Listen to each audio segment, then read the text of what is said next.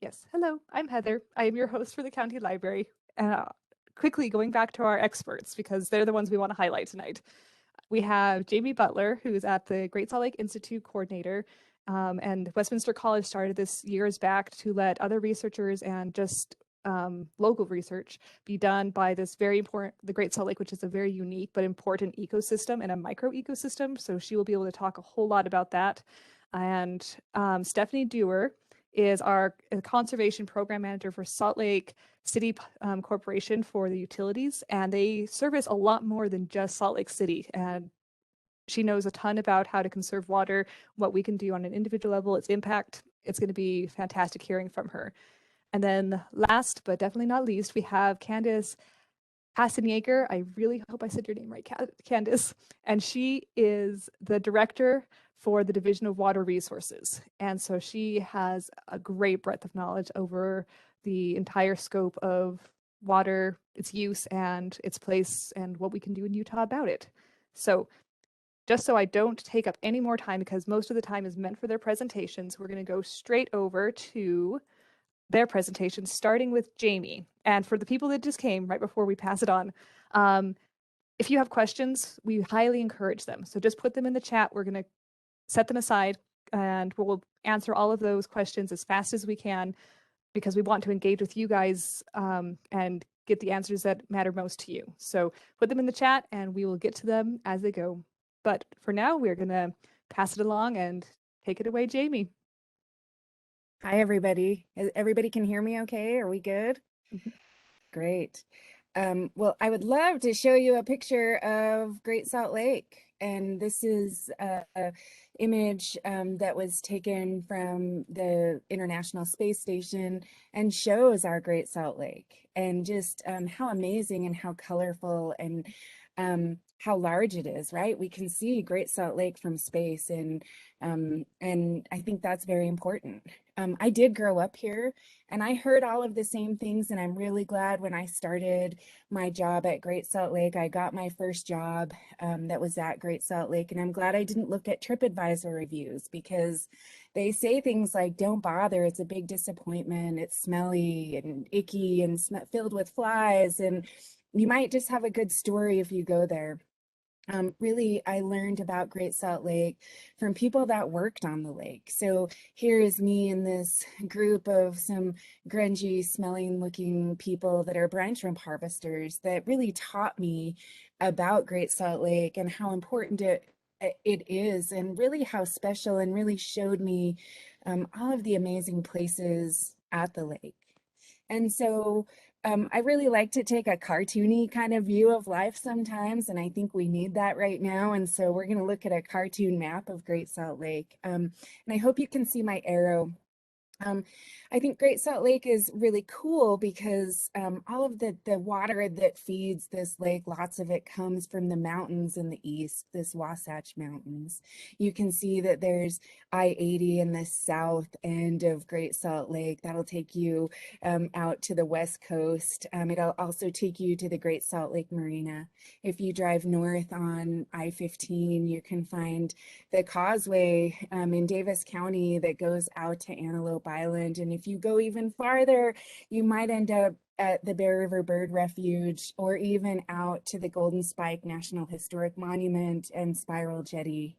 The really important parts about this lake, there's a railroad causeway that splits the lake into two. And this cartoony map, I mean, it's very cartoony, right? But it does depict a truth about Great Salt Lake. The area south of this railroad causeway is kind of a green color. That's where we find Antelope Island, and a lot of people sail in the south end. The south arm of Great Salt Lake is where all of the fresh water comes into Great Salt Lake. And you'll notice this right here is Promontory Point, and this railroad causeway, they segment the north arm of Great Salt Lake. This railroad causeway is impermeable, and so it makes it so fresh water doesn't flow back and forth through the causeway very well. And what happens is salt builds up. We know our Great Salt Lake is salty. There's minerals and salts that are coming in from 22,000 square miles of watershed. And because Great Salt Lake is a terminal basin, there's no outlet for water to leave Great Salt Lake. And so it builds up over time when those minute amounts of rocks and minerals and salts are brought into the lake. The water leaves through evaporation, but the salt can't leave unless we take it out actively through the solar evaporation ponds. And the south arm is pretty cool, and that's where oh, and I wanted to talk about salt content. You know, we know that Great Salt Lake is salty, but you might wonder how salty it really is. This south arm of Great Salt Lake, where Antelope Island and the Great Salt Lake Marina are, it's about 16.5% salt right now. If you compare that to oceans worldwide, oceans are about 3.4% on average. And so it's about 5 times saltier than the ocean. The North Arm is actually over 30% salt during the summer. It's over 10 times saltier than the ocean.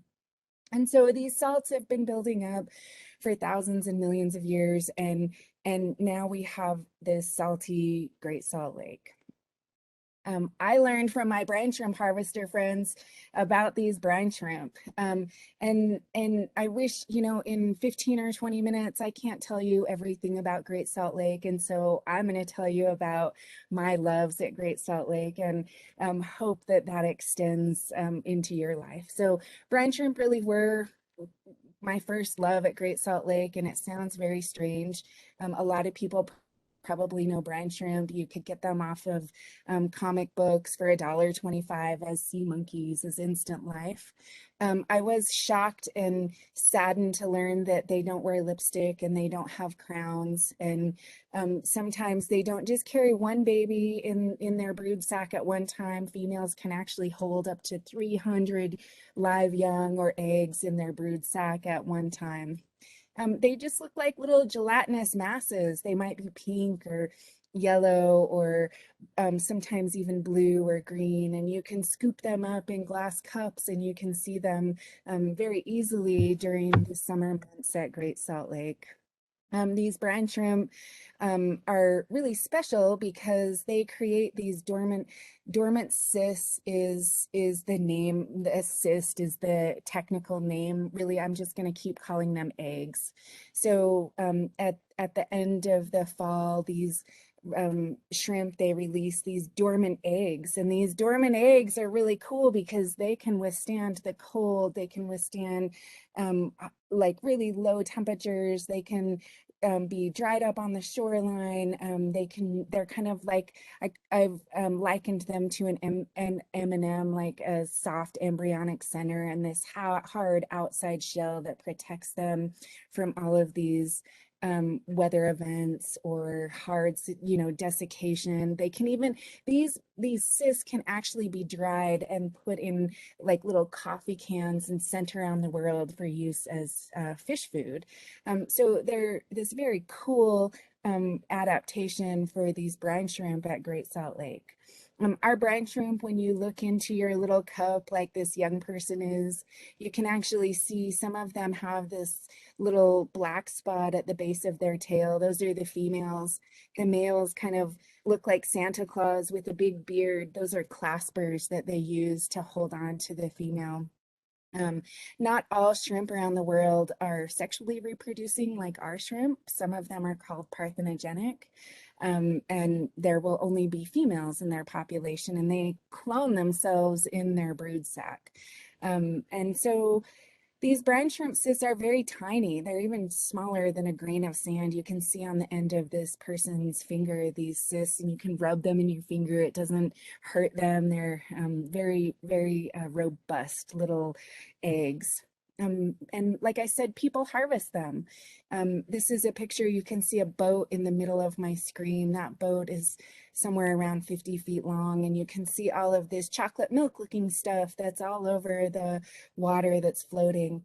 Those are the eggs of the brine shrimp. And these brine shrimp harvesters, they use oil containment boom, exactly the same technology as you would skim oil from an oil spill off of the surface of the lake. And they do this in actually very high numbers. Last year alone, in 2020 alone, they harvested over 50 million pounds of brine shrimp cysts off of Great Salt Lake. Something that I think is really cool and I want to draw your attention to is you can see, there's some ups and downs in this graph. This is how much raw harvest, how many brine shrimp eggs in pounds have come off of Great Salt Lake over time. And you'll see this upward trend since the early 2000s. There's this very upward trend of brine shrimp and how much we have harvested off of Great Salt Lake. If you click, you're going to notice sometimes I put QR codes in my presentation. That's going to link you to the sources where I got this information if you want to dive deeper.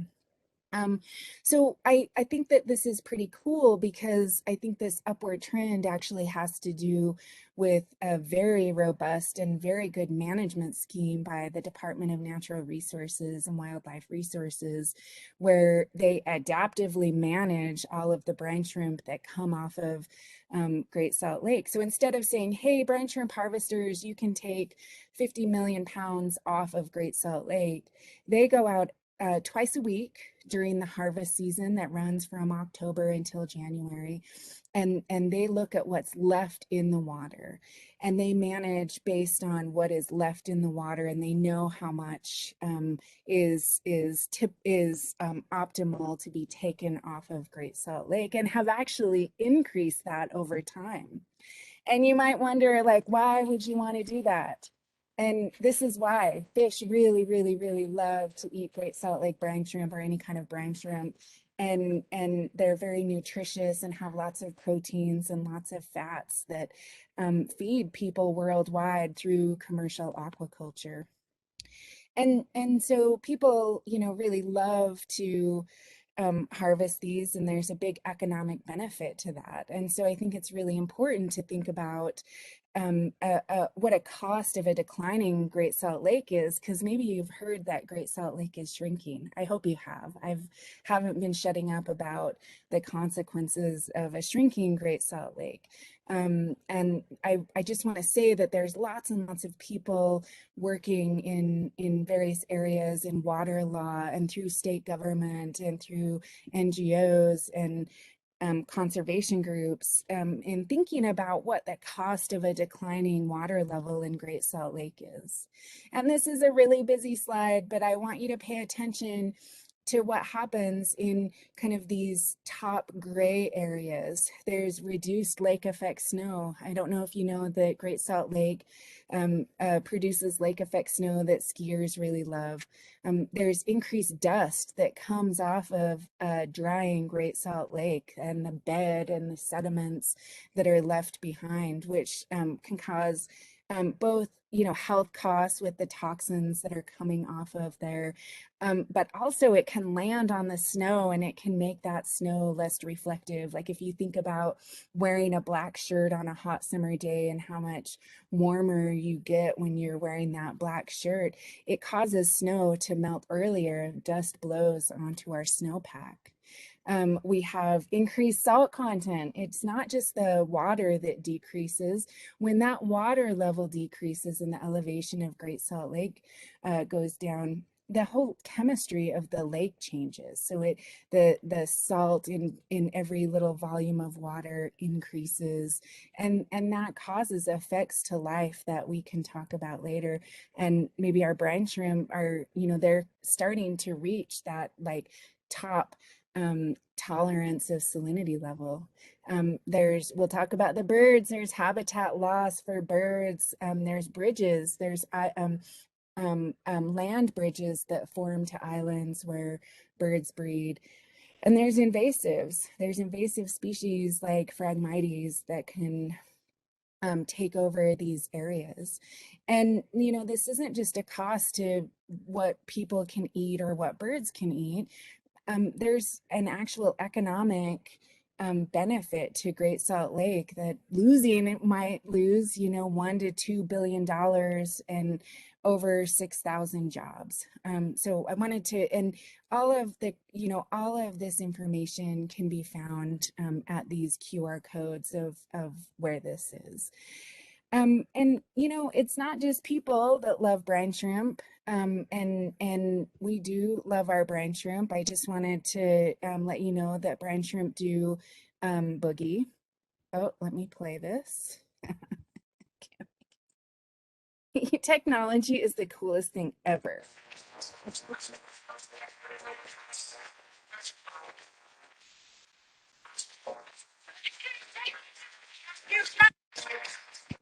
That's pretty cool, right? They kind of squirm around, and that makes them very appetizing to birds like the eared grebes. So eared grebes are one of the species of birds that I studied early in my career, and they're these adorable little birds with red eyes, and they come to Great Salt Lake in the late summer, and they land and they lose their ability to fly. They molt all of their feathers, and they start gorging themselves on brine shrimp. They eat over 30,000 brine shrimp every single day. And the cool thing is that Great Salt Lake and the brine shrimp industry and the brine shrimp have been managed so well that we actually can we've actually seen an increase. If you look at this graph, you can see how over time, the eared grebe numbers have increased. So last year, about 5 million eared grebes represented by about 95 to 99% of the world's population of eared grebes comes to Great Salt Lake. And I really wanted to tell you this story because it's a really cool story of partnership. And so the brine shrimp industry in the early 80s noticed, you know, you kind of saw that dip in some of the numbers and how much they were harvesting. They said, hey, Department of Natural Resources, can you please come manage us? We think that we're overfishing. And the state of Utah said, oh yeah, we'll do that. I mean, and this is me paraphrasing. I'm sure there was, you know, lots of back and forth, but they did. And for over 25 years, the state of Utah and the industry have been working together to create this really unique situation with increased brine shrimp that are available to humans and to birds. Now there's all of these 5 million eared grebes, where when I started working on the lake in 1999, there were maybe only about 1 to 2 million birds, eared grebes, that were coming to Great Salt Lake. And I think it's a really good success story that we can look to for the future. I wanted to put this on here. You might see that in this, you might see in this satellite imagery, all of these birds leaving from Great Salt Lake. This is weather imagery. They leave around these eared grebes. They all go south into the Gulf of California and even farther south.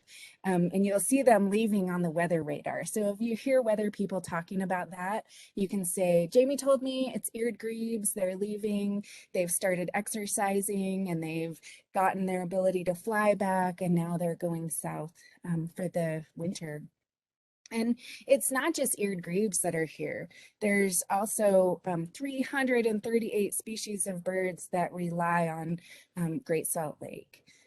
Throughout my talk, Dr. Bonnie Baxter and I have just co-edited a book, Great Salt Lake Biology, A Terminal Lake in a Time of Change. And we're really proud to update some of these numbers, like 338 species come here to Great Salt Lake. Birds like tundra swans and snowy plovers and phalaropes. Phalaropes are really cool birds because they spin like a top at 60 RPMs on the surface of the lake and create a little underwater tornado that sucks bugs off the bottom of the lake, and then they start pecking them out. They're really cool little birds. Okay, Jamie, Oh, 2-minute warning, just so you know. Oh, okay, good. I think I'm doing awesome. And then birds like our pelicans that I would love to talk about more, and I never shut up about pelicans and the north arm of Great Salt Lake. So they live in this little island that you can see above, my cursor won't work now, above the railroad causeway. These pelicans come here and they feed on the freshwater wetlands that are surrounding Great Salt Lake. You'll see their island, and they'll fly, 30 miles each direction to catch freshwater fish. I wanted to highlight these pelicans in these freshwater wetlands because Great Salt Lake isn't just salty. It's fresh water from the watershed and the freshwater wetlands to super hypersaline, like where these pelicans breed. This is one of the largest populations of American white pelicans that we actually have cameras on their island. We know that these pelicans, they take selfies, they have parties on the beaches, they like to have dance parties, they like to watch sunsets, or selfies. And now, because of Great Salt Lake's low levels, we know that there are coyotes on the island where the pelicans breed and are actually impacting their populations. I hope that many of you get to go to Spiral Jetty. It is also in that pink hypersaline north arm of Great Salt Lake, where the water is colored pink by all of the microbes that can withstand that really high temperature. We actually study that area around Spiral Jetty for NASA. NASA uses the life that we find in Great Salt Lake to know how to detect life on Mars. We just put that rover on Mars this spring, and we can study how to detect organic life in those high places. And so I would love for you to join us. You can go to greatsaltlakeinstitute.org. We have resources for teachers. Bonnie and I wrote a book about the Great Salt Lake Monster Mystery, where kids are looking for this fabled Great Salt Lake monster. And they actually end up finding all of the other cool stuff like flies and brine shrimp and pelicans and grebes. If you're a really, really big lake nerd, you can ask me for a copy of Great Salt Lake Biology, and I can send you a PDF of that. And I just want to end with this. I met Great Salt Lake when it was at its fullest in the 1980s, and now it's about half the size and it's higher salt content, and there's dust blowing off of the lake bed. And I think we have a great responsibility, and I think we have a great opportunity to work together to save Great Salt Lake, both for the birds that I really love, but also for people that stand to have lots of repercussions for a dry lake bed and a drying lake. So I can't wait to hear your questions, and I'm really glad to be here. And I will end this. All right. Thank you so much, Jamie. That was a ton of useful information, and I've never seen a brine shrimp dance. So that was that was like power through Great Salt Lake. that brought a smile to my face bigger than I can easily admit. So good. And so thank you so much. And so we're going to go straight away into Stephanie Dewar's presentation, and I will let her speak for herself because she's been doing this for years and knows so much. So take it away, Stephanie. Well, hi, everyone. Thank you so much for the invitation to be here tonight. I have to admit, I am pretty practiced at chatting with the community about water, both supply and demand and how we use it. I've never had to follow Jamie, though, in a presentation, and I kind of wish that Candace was next. And so this is going to be a little bit drier than Jamie.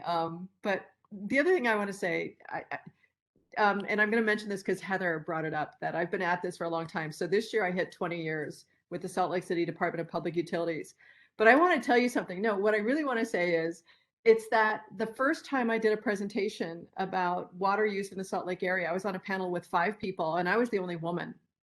And I can't tell you how much it means to me to be on panels like tonight with Jamie and Candace, moderated by Heather, especially given Candace's new position. So yay. It's really great to see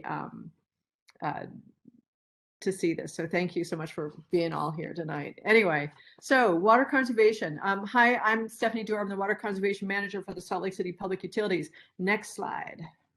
So I have to do something because I'm following Jamie, so I have to get a little animated here. So I just want to share a little bit of background, and I do want to go kind of fast through these slides because I'd really just love to get to our conversation and discussion at the end after Candace's presentation. But so Salt Lake City Public Utilities, though we're a city department, we actually provide water to a number of different communities throughout, mostly the east side of the Jordan River part of our valley here. So we provide water to Salt Lake City, Holiday, Cottonwood Heights, and Mill Creek, and then little bits of Murray and South Salt Lake.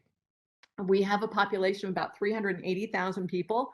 But before the COVID pandemic, when people were coming into Salt Lake City, every single day, 150,000 people would come into our city to work, recreate, shop, or attend school. So we have a huge influx of daily population.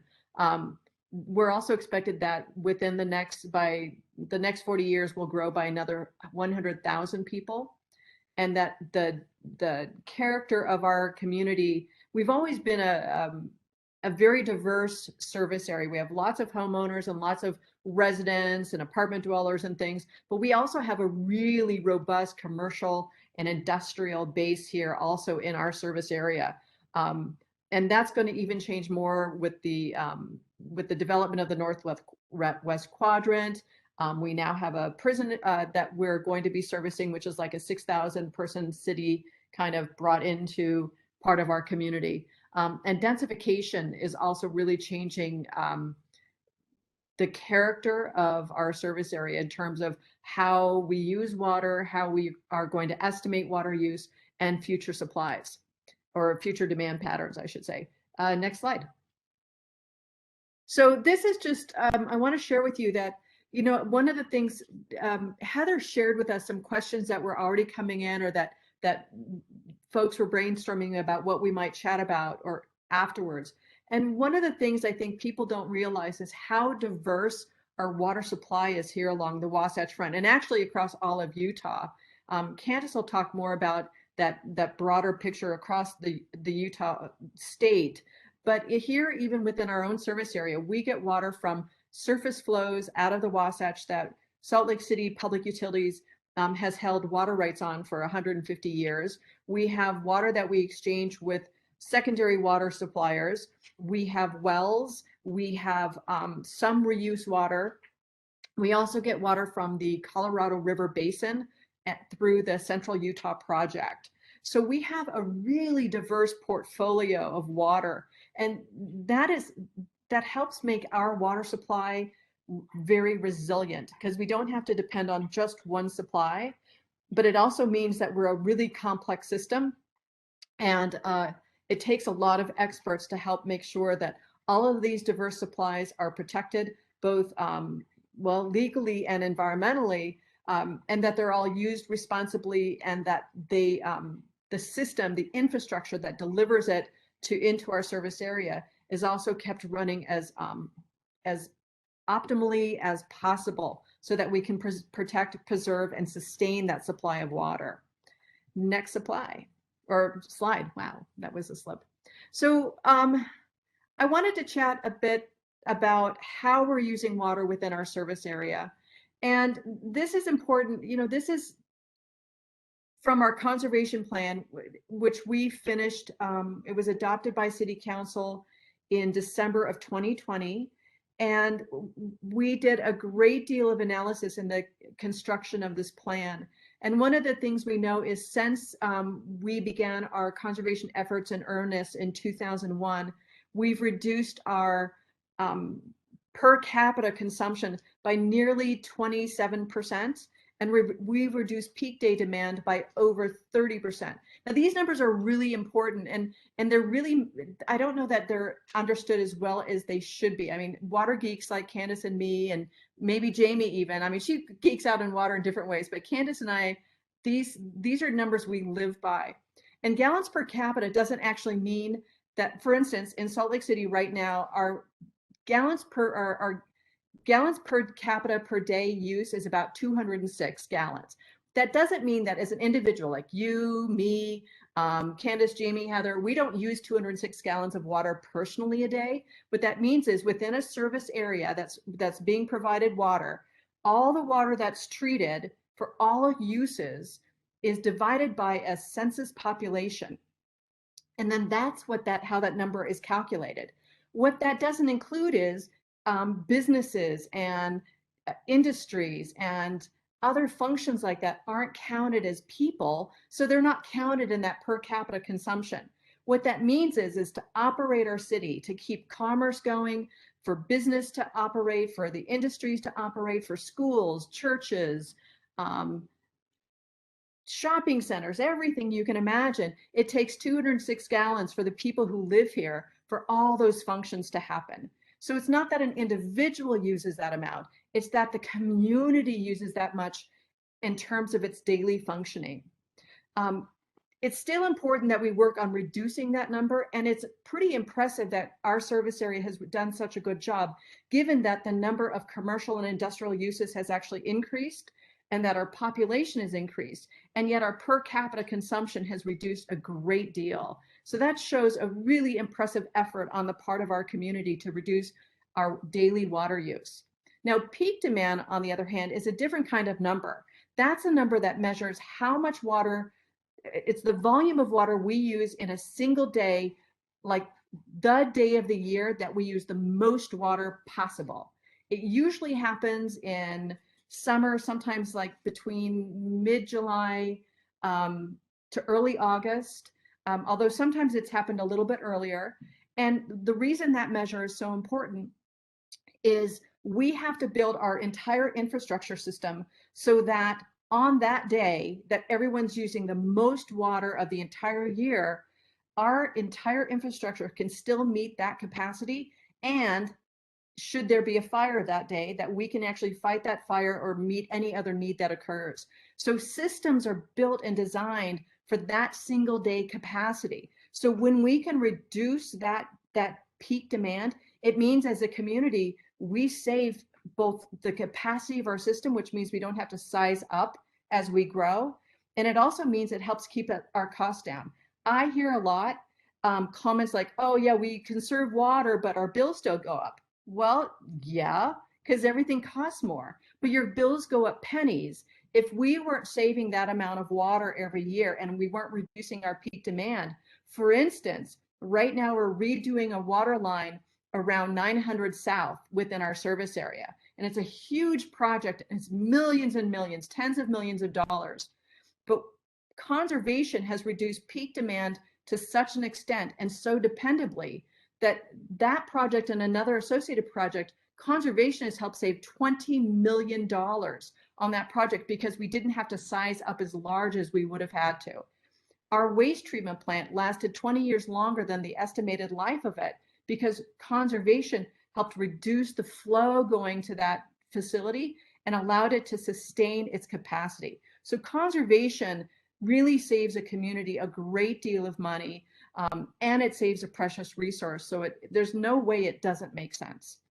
Now, some of the other the other number I'd like to share with you is if we average the entire amount of water we've saved since we began our conservation programs in the year 2001, we've saved about 16,400 acre feet of water each year. That's not bad. Next slide. Now, we look at conservation goals. One of the things our plan did is we looked at not only how much water we've used historically, but we did a really deep analysis. Like you remember that slide a few slides ago that showed all those different layers of water supply. We did a deep analysis of that supply. We look at it in terms of a low water year. We compare that to current water use patterns and analyze how much of that water will meet our future growth. And then we figure out how much we have to reduce. Now, I want you all to know that when we look at our conservation reduction needs, we don't just look at homeowners and lawns. That's a part of our story, but it's not our whole story. We analyze water use by individual classifications of customers. So we look at how much water do hotels use or restaurants, schools, churches, office buildings, municipal buildings. We look at all these different kinds of uses and then analyze how they might be able to change their water use patterns to be more efficient. And we calculate, that's how we get to how we figure out the reduction we need, because we can't all reduce the same amount. I mean, I know at my home, I could probably reduce 10% and it wouldn't be hard to do. But a restaurant might not be able to reduce a full 10% because they may already be kind of efficient. And that may mean that they don't get to do as many functions. It may be harder to wash all the dishes or serve all the food they serve. So not every kind of user can reduce the same amount. So it's really important that as we look at water conservation and our reduction goals, that we look at it by each of these different classifications. Now, with all of that in mind, we've established new goals so that, for instance, in the next 5 years, well, actually now it's only 4.5 or 3.5, we have to save 7% roughly. In the next 10 years, we have to reduce a little over 11%. And then in the next 40 year, which is the planning horizon of the conservation plan, we have to save 22%.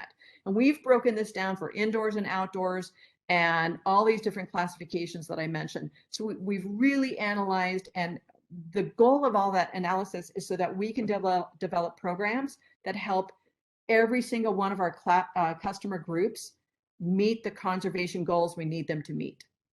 Next slide. So I'm not going to share, just like Jamie, there's not enough time to share all the information about our conservation plan. But some of the highlights is that we've increased our outreach. We do a lot of social media campaigns.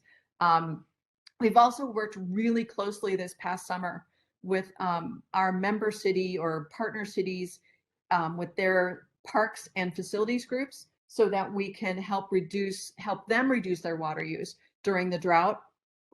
We've conducted 178 water checks in partnership with Utah State University and the Metropolitan Water District of Salt Lake and Sandy. We've extended thanks to Central Utah Water Conservancy District, Localscapes and Flip Your Strip have been added into our service area. We're looking at doing a seed program where we'll sell a low water grass seed. We're also looking at having irrigation spray nozzle and rain sensor, rain and freeze sensor rebates coming up, also pressure regulators and some other devices that will help people and businesses reduce water use. We're going to be piloting a commercial and industrial audit program where we audit interiors of office buildings or different kinds of businesses like commercial kitchens or laundries to help them identify ways to be more efficient. And that project is actually in partnership with the Central Utah Water Conservancy District and the State Division of Water Resources. We're looking at our own utility properties because we feel we should set a good example, and we've been re-landscaping many of our facilities. One of them, the Concord Lift Station, which is at 1300 South and Concord Street. We've reduced the lawn footprint, redid the irrigation system, planted low water shrubs, and then we're going to be planting in our low water grass seed there. We've already reduced water use there by 50%, and that's even during the establishment period. So we've been watering for establishment and we've still reduced water use by 50%. We're also doing partnerships with the Salt Lake City Golf Group, and we've been planting a low water native adaptive seed mix in rough and naturalized areas. And we'll be doing more work with them in the future. And we're working with Utah State University on a project called Water Maps, which will help us understand at a very deep level the relationship between landscape water need and actual water supplied. So pretty soon, not only will we be able to tell our customers how much we need them to conserve, we can actually be more specific about how they could actually do it, because we'll understand better how they're actually using water on their landscape. And it's a pretty exciting program. Next slide. Now, during the drought, it's been a really tough summer, and we have a drought plan. It's a little bit old. It was written and approved. It was written in 2003, adopted in 2004. We are updating it right now. This has been a painful and sometimes scary learning lab this summer, but it's been informative and insightful to help us understand how to make our drought plan better, and we're working on that right now. Our drought plan does have, it is supported by ordinance. We have 5 stages. Right now we're in stage 2. And that calls for a 5% to 15% reduction in water use. We've done a really good job, by the way, in our service area. At this point, we'll probably make it through the year at stage 2, depending on what this summer brings, though, or this winter brings. It's hard to know where we'll be next year. By the way, folks, if you happen to be within our service area, thank you, because since July 1st, we've saved 1.79 billion gallons of water. So that's 1.79 billion gallons less than we did in the last 3-year average for the same time period. That's remarkable. And that's all you folks doing, is doing what you can. If you haven't been helping, it's time to get on, it's time to join, because we don't have any more time to waste. Next slide. So Heather asked me to share some ideas with folks about how to save water in the landscape. So can you tap there should be some animation here. Can you tap thank you. Water less frequently. This is the easiest thing. Don't worry about schedules. Okay, slow down. Don't worry about schedules. Whatever your watering pattern is, cut it in half and you'll be fine. Don't change the timing necessarily. You want to apply about, you want to do a cycle soak about 8 minutes a cycle, total about 20 to 24 minutes. Just add numbers of days between every time you water. It's really simple. And right now, you might only need to water about once or twice a month. Water your trees though. Don't rip out your lawn, okay? We don't necessarily need to do that. Lawn is not the problem for us, at least here along the Wasatch Front in our service area. It's our relationship to lawn. It's the lawn we choose. It's what we expect it to look like, and it's how we water it. Lawn isn't the problem. It's our relationship to lawn. So think about reducing the lawn. Think about replacing it with a better lawn. There's all kinds of grasses out there that use considerably less water than the traditional bluegrass lawn. And we'll be selling some of that. I'm hoping it probably will be spring now. But you could also even do a warm season grass like buffalo grass and never water your lawn. So there are alternatives. The concern I have with everyone ripping out their lawn and putting in, say, gravel or something is, in our area at least, we need to be mindful of things like heat island effect and protecting our urban forest. So it's really important that we don't necessarily, at least here, take all the lawn out and replace it with gravel, because there could be some unintended consequences there. Now you can push the button again. Focus on watering trees and shrubs this fall. Your lawn's going to be fine. It's going to recover. But for protect our urban forest health, once or twice a month, give your trees a really deep water. Next, or push the button again. Thank you, who's ever doing that. Pile on the mulch thick. Mulch really does make a big difference. It helps moderate soil temperature. It also breaks down and adds to, it improves the soil characteristics. And it helps hold moisture, and then also it helps keep weeds at bay a bit. Even though they form on top of the mulch, they're easy to remove, but weeds are really competitive and they take water from the plants we want to grow. So mulch thick. Okay, push that button again. Thank you. Okay, let go of perfection. And you hear the things, don't water for the brown spots. Just ignore the brown spots on your lawn. It doesn't matter. Your lawn's going to be fine. Nothing's perfect. Nobody's perfect. We're not perfect. We shouldn't expect our lawn to be perfect. So get over it. Get over your obsession with perfection. It's time. Just let it go. Next button. Go bagless. So don't bag your grass clippings and put them in the trash. That's dumb. Leave the grass clippings on your lawn. It forms mulch. It also provides fertilizer. One of the issues with the Great Salt Lake also is we have all kinds of creeks and stuff in our service area that flow to the Jordan River and eventually out to the Great Salt Lake.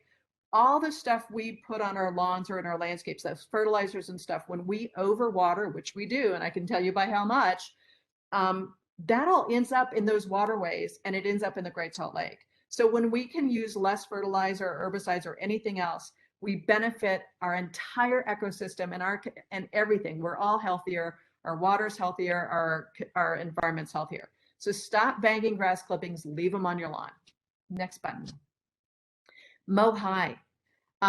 There is a direct relationship between blade length and root depth. So when you mow your lawn really low, you are literally killing the roots under the soil, and your lawn is weaker, and then it's going to be more susceptible to these really high temperatures or really cold temperatures. So let the grass get taller. It will be healthier, and it won't need as much water.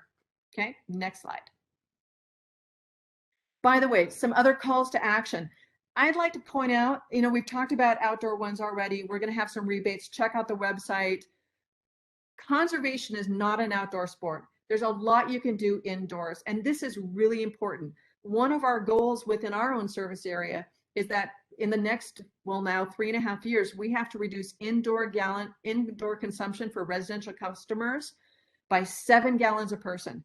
Now, this is easy. This is so easy. So one, at your home or your office place, seek leaks and fix them promptly. This is a big deal. Also, turn off the tap when you're not actively engaged in using the water. This may sound really dopey, but when you stand with the water on, whether you're brushing your teeth or shaving or even washing your hands and you're soaping up, it takes about, if you've got the tap on full, you're using about 1.1 to 2 gallons of water per minute. And if you're brushing your teeth for 3 minutes, like the dentists tell us, and you're doing it, let's say you're home, morning and night, so it's twice a day, that's potentially 6 gallons of water you're wasting every day. If you just stop that activity, you would help us reach our indoor conservation goal that we have to reach. You could reach it tomorrow, and we wouldn't have to wait 3.5 years. Also, those commercials are really cute, but they're wrong. Don't use your dishwasher every night. Only use it when it's full. Yes, if your dishwasher is really efficient, it would even be more efficient if you only used it when it was full. Okay. Also, conservation is one of those opportunities for us to think globally. Give up the plastic bottles of water. Drink tap water. We're lucky here. We have really good quality tap water. It's really, it tastes decent. It's really safe to drink. It's a fraction of the price of bottled water. And when you buy bottled water, you're buying somebody else's water from some other watershed, some other place. And not only that, there's a lot of water that goes into making that plastic. So it's a really great opportunity. Also, get engaged. Let your representatives, whether it's your city or your state or even on the federal level, know that you care about water and water issues. Next slide. I just wanted to share this with you. So every single day we look at how much water we treat and sell within our service area. The big blue line, the light blue, is what we used in the year 2000. The red line is the average of the last 3 years, and that blue blob is what we use every single day. Now, I have to admit, I was literally losing sleep in May when our water use started to really go up, and I was waiting for all those messages, especially from the state, about conservation, because wow, it was a little scary. And we started doing more messaging, and then the governor came out and everyone was starting to talk about it more. But we could do a much better job at using less water in April and May. On the other hand, our efforts from about the last week of June, when we had that little cold snap, until now are impressive. And we've done a really good job, but we're also now creeping towards that red line. And what we need to be mindful of is our day lengths are shorter, nighttime temperatures are cooler, our landscapes don't need as much water. Our lawn has survived the summer. It will be fine this fall. Don't worry about your lawn anymore. Focus on trees and shrubs, water them deeply once or twice a month, but that's really all you need to do now. And we really need to drop that summer usage now. And the reason is so important is we don't know what this winter will bring us in terms of snowpack. The water we're using right now, and this is probably not just here, this is statewide. When you turn on the tap, when you water your lawn, when you're doing anything with water right now, you're using stored water. That's water that we might have available to us next year, depending on what the winter brings us. So every time you turn on your tap, think about that you're using your water for next year. So let's be mindful of that. Let's see what we can do through these winter months to be mindful of how we use water. We have enough water for us to use responsibly and wisely. We do not have enough water to waste. So thank you for your help, but let's keep at it. And even past this drought. And that's it. I'm done. Thank you so much, Stephanie. That was awesome. And so I know we are running a little closer to time, and I want to make sure we get to all the questions. I think we have enough in the questions we have. We have plenty of time to answer all of them. So Candace needs no introduction other than she is the Director of Water Resources, and so she knows a lot. So take it away, Candace. Awesome. Thank you. And can you hear me okay, Heather? Okay, awesome. And, I guess I really want to, and maybe it's because drought has been so top of mind for, I think all of us in the water sphere, as well as I would, say everyone in the public too. We've all experienced it as we've, either turning on the TV and hearing the news, or going up to our favorite reservoir that we love to boat or kayak in, and seeing it lower than we've ever seen it before. So we wanted to talk a little bit about that, just a little bit of background.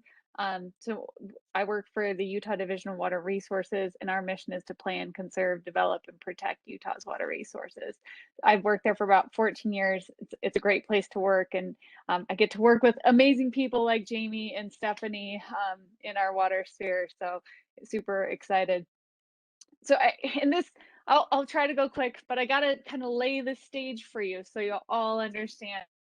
So, I get asked a lot of like, what caused this drought? Why is it this bad? Haven't we seen droughts before? And so I just want to take you back. So in 2020, we started, we got some feedback that we weren't getting enough information up to the drought monitor, which I'll show you one of those maps in a minute. So we started doing these monthly and biweekly monitorings of the conditions. And we did that throughout 2020. And we found, the beginning, so this on the left, this is the drought monitor map. So yellows and browns they're not great, but they're okay.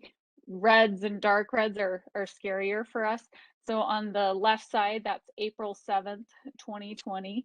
And this map is produced every week on Thursday, comes out every Thursday morning for your viewing pleasure. And then by the end of October, or by October, you start seeing that the significant part of the state is an extreme and exceptional drought. And we're like, ooh, this isn't good. We're going into our winter with this really dry conditions. And we're going to get to that. I just have one question. And so Heather, you might have to help me. I'm just curious, from the audience, how much of our water supply comes from our snow? Go. I'll give you just 30 seconds. And I can't see you guys. And I'll just say, feel free to enter it into the chat. Just in general, like percentage. Yeah. So, yep. Well, Jamie, the expert on the Great Salt Lake, says all of it. And so 25%, 70%, probably a lot or a some, majority. Oh, great. Okay, so we ran out of time, and I'm trying to keep us short. So thank you for your participation. So to be honest, it depends on where you're at in the state, but in general, northern Utah, it's about 95% of our water supply comes from our snowpack. So our snow is super important. We are living in a snow-driven hydrology, and it's super important. In the southern part of our state, where they get a little bit more monsoons than we get in the summer, it's about 75%. But it's a huge amount of it, pretty much all of it. Jamie and a few others were spot on. So another thing that's really important when you're talking about snow and runoff and all those big technical terms is, I'm going to throw one more at you, is what they call soil moisture. It's how much water's in the soil. And it's super important as our runoff. And you'd be like, why, Candace? And I think, well, if I'm a sponge and I was full of water and water got dumped on me, I can't absorb anymore, so it's going to run off, right? And so if I'm a sponge and I'm a really dry, like SpongeBob SquarePants, then, I'm going to be really sad. And then when I get water dumps on me, I'm going to expand and absorb it all. And so that's just what happened. And this is just I guess I'm an engineer. I own it, and I love graphs and figures. But on the bottom is just the water year that goes from October 1st to September 31st. And then of this last year, so last October to this year, you can see that we were having record dry soils. So the bottom red line, that's where the previous minimum was seen, and we dropped below that. So that's exactly what happened. We had about 81% of our snowpack, which isn't a terrible number, but all those dry soils soaked it up and we received very little runoff. We did get some precipitation, which we'll talk a little bit more about in a minute, that peaked up and went above that blue line, which is the max that is ever seen before in percent saturation. So we did see some of that this fall, or this July, August period, and we'll talk about how that's impacted as well. And then here's kind of our precipitation chart over that same period. And you can see that we're hanging out with that, low 10 percentile range, really low, drop below the red, and then jump back up a little bit more.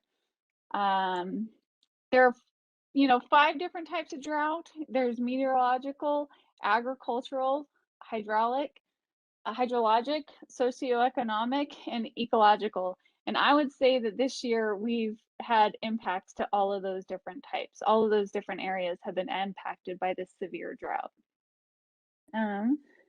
So then real quick, fast forward all that background information for you. July, this is the drought monitor map. This is what was keeping all of us up at night and feeling a weight on our shoulders of how we were going to continue, and really concerned about our water supply, with 99.94% of the state in extreme and exceptional drought. At this very same time, this is a picture of the Great Salt Lake, and you saw lots of those from Jamie, but on July 21st, Great Salt Lake dropped below its previous record low that was set in 1969, and that's since monitoring began in 1847. Lake Powell also dropped below its previous record low on July 24th. And if you all remember, it was super hot and super dry by the end of July. And this was a sign I drove by and saw, and I was like, I feel ya. I feel ya. That resonated with me. And then we're super excited, and we were super excited for precipitation, but it kind of came super intense. So this is a crazy map, and you're probably like, what does it mean? So all the bright purples and pinks and the darker purples, all of those colors mean that we got 300% of normal of our precipitation. Upwards, those really bright pink areas, 600% of normal. So it was crazy. So we had our record dry, hot conditions, and then all the way to like these crazy intense precipitation events. So then just to kind of show you, this is the same kind of July chart that I showed you before, 99.94% in extreme and exceptional drought, and on July 20th, and then September 7th. So this is after we got all those rains and all the precipitation. It was about 88% of the state is in extreme and exceptional drought. So yes, we are still in drought, even though we got the rains, and we're super grateful for them. We would have liked them less flashy and more kind of a long soak, but they did help. I have 2 more graphs for you. I think that's all. And I apologize that I love charts and data, but that's another conversation for another day. So this is just a hydrograph of stream flows. So once again, water year on the bottom, and then stream flow in cubic feet per second. But really what you got to look at, so that blue line is kind of like the median line of the last 30 years. That red that goldenrod kind of funky color is the minimum. So you can see that black line, which is this year. We just flirted with that gold line the whole time until those rains came. And you see these big spike ups, right? You see them toward the we had one in July-ish time frame. Oh, and my dog just got home, so if you hear him, I apologize. And then we have another huge spike up in September, and I've heard a lot like these rains have got to have solved our problem. And so if you add up all those daily values at those sites and look at that same information, you can see the blue line once again is the median. The yellow, goldenrod color is the minimum, and that black line is the cumulative flow. So it kind of takes all those daily bits out of it and adds them all up. And you can see that we ended up at the minimum so far about. So we were dropped way below with the previous minimum, and those rains did help, but that big spike didn't change everything, right? We're still seeing super dry conditions and low stream flow conditions. And reservoirs. I didn't mean to make you guys depressed. I guess maybe this is just the life I've been living this year. But reservoir levels have been severely drained because we were using water from previously stored, as Stephanie already articulated. Echoes at 12%. Other ones, Deer Creek 62. Pine View near my place is 21%. The Sevier River is also super dry. I mean, a couple of them went dry and a couple others like 9 and 15%. So we have had dramatic decreases in our reservoirs this year. And rains don't fill reservoirs in general. They help reduce demand, which is wonderful. Rains also help to reduce fire risk, and they help water our lawns so we don't have to, but they don't, and they reduce evaporation, but they don't fill reservoirs. That's where all of our snow and our runoff helps to fill our reservoirs. So that's why we keep talking about we're looking for a good winter this year. And so that is why conservation is so important. I'm going to skip over this. We have a drought response committee with a bunch of state entities that have been meeting a lot and addressing and talking about issues, and because drought is so wide sweeping and it affects all of these different sectors, right? Municipal water supply, ag, commerce and tourism, wildlife, economic impacts. So that we've been meeting and gathering drought impacts. Real quick on the Slow the Flow campaign, we had spent a lot of time developing a new campaign called Water is Life. Water provides, water is so important because we were trying to get this value-driven element of water and how it's so critical. And that still is very true. At the same time, we needed a more direct message. And so we changed the campaign to extreme drought, water less, like real simple. We are in serious trouble with our water supply, and we all need to do our part. We had specific drought actions where we asked people to only water twice a week in northern Utah, 3 times in southern Utah. One of the reasons why that's so important is we used about 60% of our water use in our homes is used outside on our lawns and gardens. So, and that's a statewide average, so everywhere's a little bit different. But it is an important place to reduce our water use. We can prioritize our watering trees, shrubs, perennials, grass, annuals, and then perennials and annuals, and then grass, because grass is resilient, as Stephanie already mentioned. And check with your local water suppliers for restrictions. That was a super important part this year. And Stephanie already kind of covered this about Salt Lake City and how great they did. And I shared this at a legislative meeting, Stephanie, because I was thrilled with all the work that you guys have done. But they've saved 1.8 billion gallons since July over the last 3 years. Jordan Valley Water Conservancy District, so this is more on the west side of the valley, saved about 31%. Washington County Water Conservancy District down south, had 600 million. Sandy City also saved about 962 million gallons. So these are just examples. There were probably definitely more examples across the state, but these are just a few I wanted to share with you. And these were really for drought response. And so we've tried to figure out, how do we talk about, using less water? One, from a drought response category of like, this is an emergency, we need people to act, to more of a long-term ethical behavior change of how our relationship to water, how we use water, and how we think about it. And this is kind of a busy chart. I guess I had another one. I'm sorry, but anyways, we talk about the end user's choices. So end users being me, right? Me and my home. What choices do I make? There's market and social trends, and there's policy interventions. So policy leaders, we can, at the, whether it's state, local, or regional, we can educate the way we price water, making incentives available. The transparent billing is really about education, landscaping ordinances, and then the end user is, what kind of house do they buy? How big of a lot? How conscious are they about water use? Do they fix their leaks, like Stephanie already articulated? Plumbing fixtures, smart timers, there's lots of things that we can do there. So there's lots of options, and these are some additional kind of water conservation efforts that we're working at more state and local, or local levels, with water suppliers and cities on water conservation plans, integrating land use and water planning, the installation of secondary water meters, water loss accounting, transparent billing, and other statewide water conservation campaigns.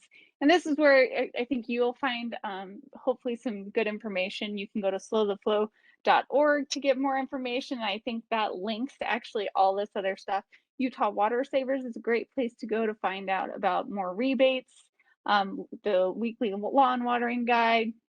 We do have a Hall of Famer shame. So if you're concerned about people and how they irrigate, or how bad or good they irrigate, you can let us know.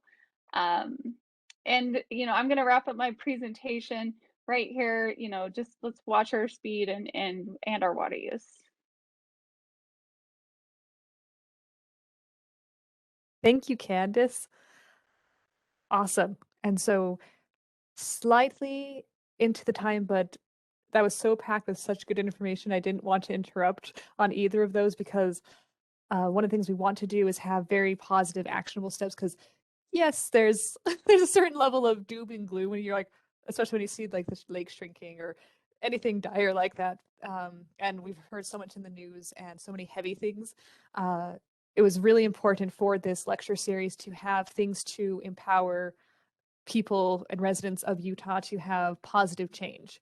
And I think all of Jamie, Stephanie, and Candace gave some great examples of what can be done, and that every little bit matters. And so we are going to go.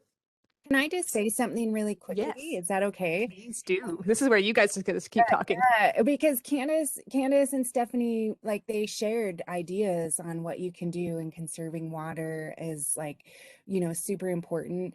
For me at Great Salt Lake, I want you to just remember, Great Salt Lake is the end of the line. It's the canary in the coal mine, and always like remembering that is super important. And conserving water and doing everything in our power to stop water use is really important.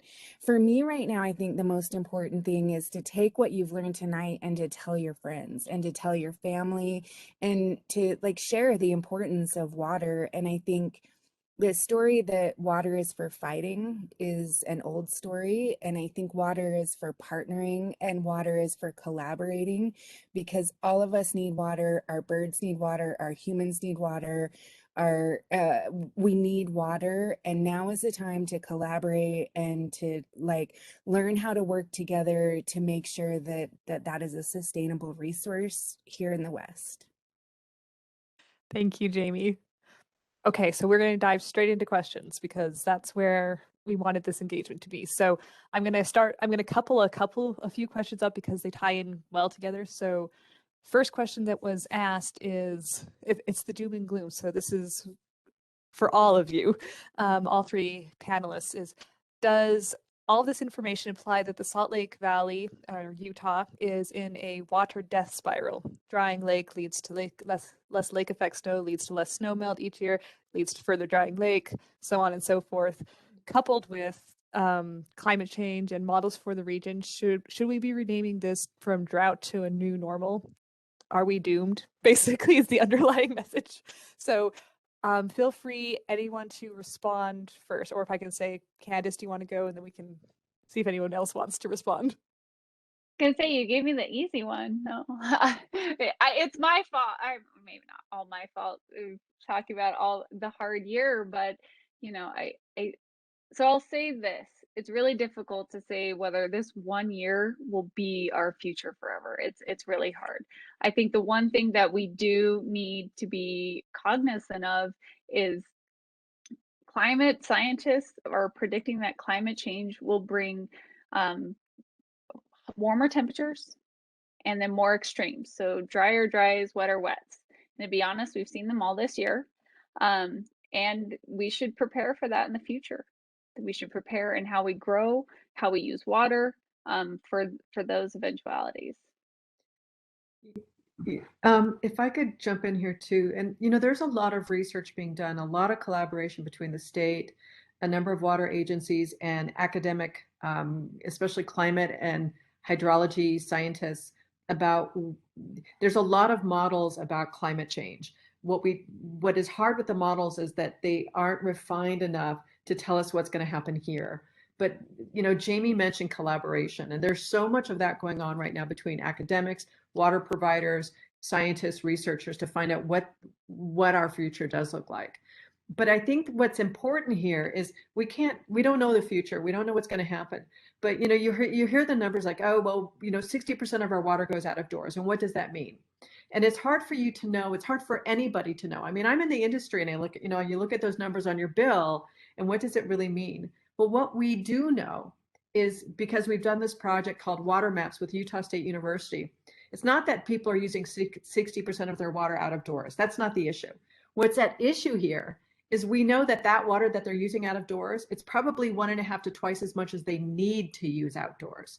That's what's important. So that's what we need to act on and really focus on what we can do right now. That's that part about acting, you know, you think globally, act locally. And I think it's important that we focus on what we can do, and that we take that action, because we can't change climate. I mean, we can work on reducing carbon, you know, the carbon emissions and all these other things, but also every day we can practice using this resource much more responsibly than we have been. And I would love to weigh in. I mean, this July we saw the very lowest lake levels that we've ever seen in recorded history at Great Salt Lake. And that doesn't just affect the salinity, it affects lots of other, it doesn't affect the salt content, it affects a lot of other things. And all of this has to do with our extreme drought that Candace talked about, and coupled with water diversions, with people taking water before it gets into Great Salt Lake and preventing it to get there. And we haven't really seen the effect of climate change right now. And so really now is a critical time to act on all of these issues and kind of throw spaghetti at the wall so that we're taking all of these actions. It's not just one silver bullet. My friend Emily Lewis, who is a water attorney, she calls it the buckshot. We need to like shoot out the buckshot that is going into all of these different places, not just that one silver bullet. Absolutely. If there was a single solution for all of this, believe us, we would be doing it already. The state would be talking about it. Candace would be pushing this through everything. The legislature would be acting on it. There's not one single thing to do. It's a passel of things that we have to be doing. And it's not just about homeowners and lawns. It's about infrastructure maintenance, you know, the stuff you don't see that's underground. You know, the stuff that's conveying water to your homes and businesses and schools, you know, that has to be maintained. And that's not a simple thing, and it's not inexpensive. It's a big process. And so what you do at home, what you do at the office, what we do as water managers and water providers really matters. Thank you, Stephanie. And going back just to the importance of, I loved in the presentations, is showing that everything, the little things do make a difference in the hundreds and millions to almost 1 billion gallons of water saved. Like everything is making a difference. So it actually does help. It's remarkable to see what we can all do when we're all working together on that. And so, Jamie, this question is for you, I guess, and by proxy, Candace and Stephanie. What are the current diversions from the Great Salt Lake, and where does it go when it's being diverted? Is there anything that can be done to help Great Salt Lake be less empty? Okay, so I am gonna plead a little bit of ignorance. I can't tell you every single diversion. Maybe Candace can kind of elaborate on that. What I can say is, you know, we had talked about, there had been talk about diverting the Bear River. The Bear River provides 60 to 80% of the fresh water into Great Salt Lake.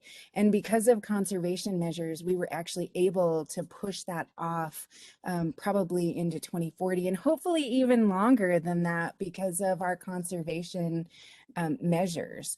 And so I have to admit, I really love the brine shrimp and the pelicans and the eared grebes a lot more than thinking about where water is used.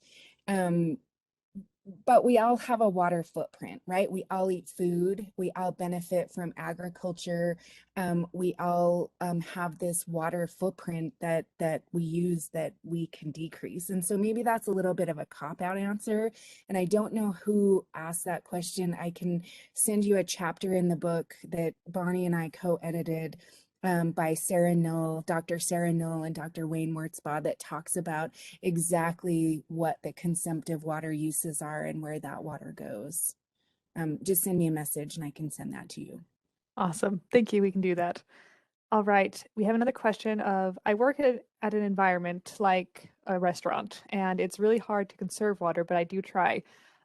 What do you think environments like that could be able to do to conserve water and be more sustainable?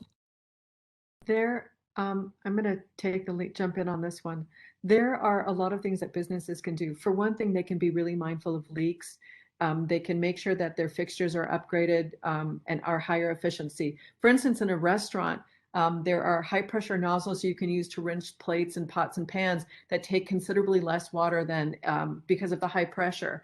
There's also fixtures that can be added to hand washing stations that allow you to turn on and turn off water really rapidly and easily without touching anything. So you can not spread germs, but also not waste water. And we're actually in partnership with the Division of Water Resources and the Central Utah Project are going to be doing audits on commercial kitchens and laundromats and things like that to identify ways that specific businesses can reduce their water footprint and to help them then install or fix fixtures they already have or install new fixtures to increase efficiency, because commercial businesses are part of this.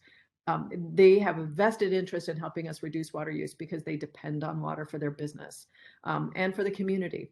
So there are things, we have information on our webpage about commercial water use, and the site is slc.gov/utilities/conservation. I'm sure the county will help us put website addresses up. So yes, there's things you can do. Call me. Hey, just call me. Can someone put that in the chat, that link? I will do that. Sorry, I muted. No, that's perfectly okay. This is the time when you can unmute. And I was actually just going to ask Stephanie if you could do that. So yes, any interesting links, please, presenters, throw them into the chat. And I will be doing a few extra as well. All right. And just so you know, I did throw our open data, our water kind of open data site link in there too. So if someone wants to go explore diversions and those type of things, look under the water budget. Okay, I spelled it right. All right, moving straight on. Is xeriscaping all that great? And this might be a good place to insert the incentives and rebates that people may not know about that exist for conserving water. Hey, Candace, can you take the rebates? I'll take the question about xeriscaping. Okay, so xeriscaping really is, it's not what people think it is. It comes with a lot of baggage. It's like saying diet. It's all xeriscaping really is grouping plants with a similar water need together and then designing an irrigation system so that that group of plants with a similar water need are watered together and separate from plants with different water needs. So it's really basic. It's also about reducing your lawn footprint. It's about maintaining, getting rid of weeds because they're competitive and maintaining a mulch layer. So really xeriscaping is just about sensible landscape and good design and good maintenance. So yes, it makes sense. It doesn't matter what you call it. It doesn't have to be rocks. You don't have to even have a cactus in the site. It's just about sensible site-specific landscaping. Lots of great guides, lots of stuff. There's our website, there's the Localscapes and Flip Your Strip program, and Candace can talk about rebates more. Yes, so there are a couple of statewide rebates, including smart timers, which are great, kind of take the guesswork. If you leave them on their smart setting, it takes the guesswork out of what your grass may need or your landscape may need. So you can pretty much almost get a free one with that rebate, as well as a toilet rebate. And then there's also just expanded this year, Flip Your Strip, and they call it Local Scape Rewards. That Yeah. pretty much goes throughout Salt Lake, Utah County, some areas in Weber County and the Weber area, Weber Davis area, and then probably a little farther as well. It's the whole central Utah Water District, which is it's a big district. So type in, create an account. I put the link to the UtahWaterSavers.com, and then it'll tell you what rebates are available for you. But that's a great place to start too. And if you're worried about water, Dr. Bonnie Baxter, she's also here, suggests to talk to your representatives and tell them about your water concerns. I think there's a lot of concern right now, and it feels like you don't do anything, that you're just like emailing some, email address that's not going to go anywhere. But people, the representatives that we're hearing from are really like listening to people and their concerns about water. And in, regards to Great Salt Lake, it's not just about water conservation, right? It's about that spaghetti getting thrown at the wall and not just one single silver bullet. So contact your representatives. A lot of it has to happen politically. Awesome. Okay, next question. We'll see how many we can get through. Candace, given your view at the state level, what issues are we sharing with other states, and what is unique to Utah? Yeah, so this drought has really impacted the whole West. I mean, it has had wide sweeping impacts. I think one of the things, so a lot of the states are experiencing a lot of the same things that we are, right? Reduced reservoir levels, uh, all those, really scary things, drier conditions. I think the one thing that makes Utah unique is, to be honest, the Great Salt Lake. There are just, as Jamie did such a great job of articulating the consequences of a drying lake. And we're not like a state away, right? We are right on the shores, all of us, and it'll impact all of us. So I think that's one of the things that I think are very unique. And all the great and positive things it brings. And I wouldn't change having it to get rid of the problem, right? Just to be very clear, it's an amazing place. And I think that's is one of the challenges, though, is how do we get more water to the lake? And like Jamie said, there's no silver bullet. There's no one thing. Even if I could get rid of all the political and all the legal ramifications and just say, okay, water, go to the lake right now, there's no water to get there. So we're working, and I mean, it's actually, in my opinion, kind of an exciting time to work on Great Salt Lake. Is just the amount of collaboration and the number of people who have devoted not only hours and months, but years to addressing, some of the issues with it. And we still have more work to do, and it takes all of us to make a difference. Thank you. All right, so here's a question about agriculture, because been some news articles saying that most of our water actually goes to agriculture. What's the role of improved agriculture water use patterns? Are farmers making those changes? And I guess it's more statistical, but how do we compare per acre compared to other states? So agriculture, is there things to do to help that? Yes. I don't know if you want me to take a stab at this first. Feel free. So, You go first. okay. That's So, and I'll totally your try to question, keep girl. it short because I know we're running out of time. And we could spend another whole hour probably talking about ag and how they use water. And so ag, if you look at diversions for the state, ag uses about 75% of our water diversions go to ag. That doesn't mean they deplete that much. A lot of that goes into return flows and all the different things where water moves. But they do use a significant amount of the water that's diverted. And so there has been a pretty big effort to what they call encourage agricultural optimization, right? That means that how can ag continue to exist, be productive, and use less water? That's my definition. There may be some people who argue with me, but that's how I kind of frame agricultural optimization. And so that means, and that comes through technology, right? Like if I could put on a different sprinkler nozzle and get the same crop yield and use 20% less water, that's awesome. We should invest in that. And so the state has, over the last 3 years or so, put in about 7.5 million-ish gallons or $1 million into kind of agricultural optimization. Some of that went to research, and about 6 million went to actual on the ground efficiency and optimization projects. That being said, that is just a drop in the proverbial bucket. There's a lot of ag and a lot of effort that would need to be done to get even more conversions. So that's my little spiel on it right now. I don't have the exact number on how we compare to other states. Sorry about that. That's okay. And I guess I would love to add to that. I mean, that's something that you could talk to your representatives about, right? You can talk about like wanting to have that optimization, because there's going to be first of all, we don't know where all of our water goes, right? We don't have the data on where all of our water goes in the state. We kind of have these general estimates. So really putting money and advocating for money going to knowing where our water goes is one of those things. And with Great Salt Lake, even if we do figure out how agricultural producers can save water, we don't really have a right to conserve water. So the lake doesn't really have that, and we need to create ways that conserved water can actually go into Great Salt Lake. So there's a lot, that's kind of that back end side of things that I talk about that really needs to happen politically, is we need to create a way for water to go there.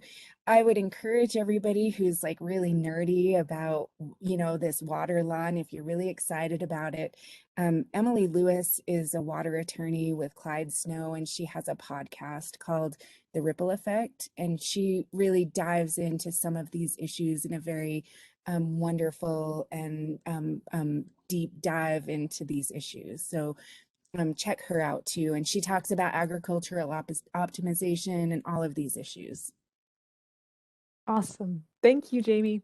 All right, I think we are at 8:31, so I think we need to wrap up. I will have time for one more question that's kind of the sum up of what we can do is where can we find more resources like these? It was specifically for webinars, but I'm going to create an umbrella for anything that is 20 minutes is such a short presentation for all of you because the bulk of it is just so big. But are there any more resources you would like to share that could lead for more information? And then I will conclude with simply yes, we are holding more of these, and I can do some links for that in a moment, but I want to give the way to our experts first.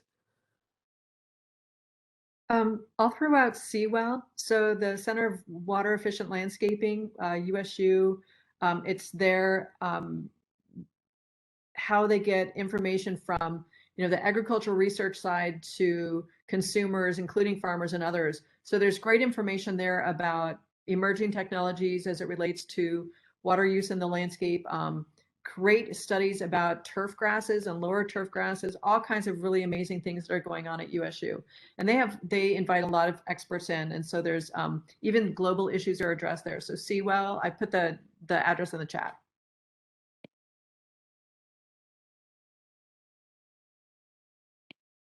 We do run a Salty Science seminar through Great Salt Lake Institute. It's my new favorite thing that we created during the pandemic to deal with the needs of being in a virtual world. And so join us at Great Salt Lake Institute on Facebook or Instagram. You can go to greatsaltlakeinstitute.org and tell us you want to be part of it, and we'll send you emails about it. I also shared a link of Great Salt Lake related resources that I've been collecting. It's in a Google document that you can check out.